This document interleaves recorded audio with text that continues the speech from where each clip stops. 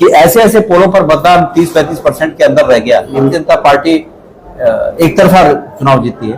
Voting प्रतिशत गिर रहा है लगातार। भाजपा के जितने समर्थित बूथ थे उनमें पोलिंग कम हुआ है।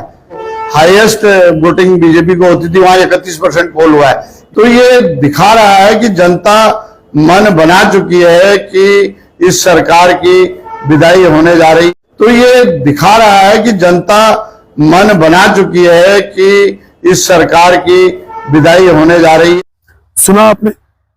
क्या कम वोटिंग परसेंटेज, कम मतदान में उत्साह की कमी, क्या ये चुनाव आयोग और लोकतंत्र के लिए शुभ संकेत है? बिल्कुल नहीं है। लेकिन कांग्रेस इस स्तर पे आ चुकी है कि कम वोटिंग परसेंटेज वो अपनी जीत का पैमाना मान रही है। क्या वास्तव में कांग्रेस को इस स्तर पे आना चाहिए? एक विश्लेषण, छोटी सी रिपोर्ट, देखिए अंत तक। हाय, मैं रवि के बिंदास बोल में आपका स्वागत है। वोटिंग परसेंटेज वाला काम रहा और कांग्रेस बड़ी खुश हो रही है कि देखिए बीजेपी का वोटर गया ही नहीं है। यानी अब कांग्रेस से हालत में आ गई है कि वो खुशी होती है। आप कैसे बोल रहे हो? मैं ये कह रहा हूं, उत्तराखंड में चुनाव में कम परसेंटेज रहा, पूरे देश में भी कम परसेंटेज देखा जा रहा है। इससे कांग्रेस बड़ी उत्साहित दिखाई दे रही है, तो मुझे लगता है स्वस्थ लोकतंत्र के लिए और स्वस्थ राजनीति के लिए एक बेहूदगी वाली बात है।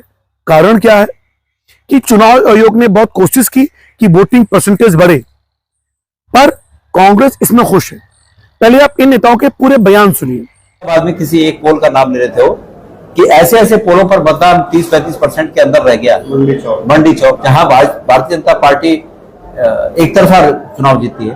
तो निश्चित रूप में ये बात है कि केंद्र सरकार की करनी और कथनी में फर्क महसूस कर आज मतदाता उदासीन है। जो हिंदी भाषी बेल्ट है, जिसे हम काउ बेल्ट के नाम से कहते हैं कुछ लोग, उसमें वोटिंग प्रतिशत गिर रहा है लगातार। रामनगर में भी आप देखेंगे भाजपा के जितने समर्थित बूथ थे उनमें पोलिंग कम हुआ है। मुरादाबाद का भी जिक्र किया गोदयाल जी ने। मंडी चौक में जो हाईएस्ट वोटिंग बीजेपी को होती थी, वहां 31% पोल हुआ है। यूपी में ही पहले चरण में जो 52% का पोलिंग हुआ था, कल वो दूसरे चरण में 51 में चला गया। तो ये दिखा रहा है कि जनता मन बना चुकी है कि इस सरकार की विदाई होने जा रही है। लोग इनके खाली वादों पे भरोसा अब उतने करने वाले नहीं है। ये मैंने सवाल किया था गणेश गोयल जी से कि कांग्रेस इस स्तर पे आ गई है, हालांकि वो भड़क उठे थे। लेकिन फिर मेरा सवाल आप लोगों से है, यही विश्लेषण मैं करना चाहता हूं कि अगर वोटिंग परसेंटेज कम हो रहा है, तो अगर कांग्रेस इसमें अपनी जीत देख रही है, तो ये कितनी वाहियात बात है। कारण यह है, अगर सत्ता परिवर्तन चाहती है जनता, तो उसके लिए सत्ता को बाहर हटाने के लिए लोगों को बाहर निकलना चाहिए। पर देखिए, क्या दोबारा सुनिए, वोटिंग परसेंटेज वाला काम रहा और कांग्रेस बड़ी खुश हो रही है कि देखिए बीजेपी का वोटर गया ही नहीं है। यानी अब कांग्रेस से हालत में आ गई है कि वो खुशी होती है। आप कैसे बोल रहे हो? मैं ये कह रहा हूं कि आप कम परसेंट बात कर रहे हैं कि कम परसेंट मतदान हुआ है, बोला जाता है, लेकिन ये गलत है।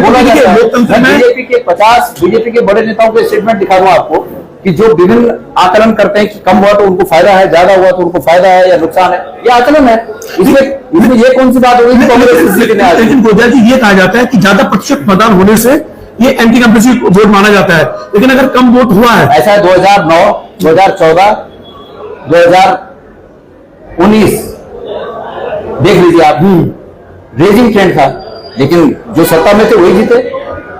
तो ट्रेंड से इससे नहीं कहा जा सकता कि कोई कमी हो गया या कोई ज्यादा हो गया। मैंने आपको एक बात पहले क्या बोली, जो कुछ है पेटियों में बंद है, हम उस पर विश्वास करते हैं।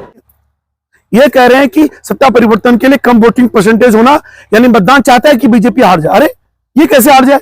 वो वोटिंग करने नहीं आ रहे। अगर सत्ता से बाहर भेजना है तो वोटिंग करने आना चाहिए।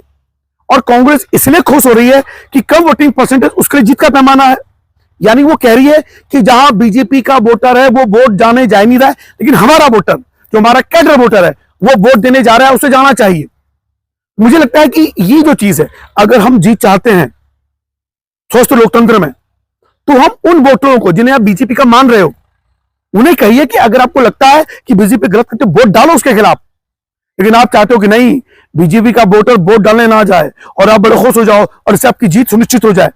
तो मुझे लगता है कि इस तरह से आप स्वस्थ लोकतंत्र की परंपरा को लागू नहीं कर सकते। क्योंकि मान लीजिए कि इस कारण अगर आप जीत भी गए, लेकिन जिन्होंने वोट नहीं किया है वो कहीं ना कहीं एग्रेशन में होंगे, फिर अगली बार उन्हें लगेगा फिर किसी और चुनाव में वो बीजेपी को वोट कराएंगे।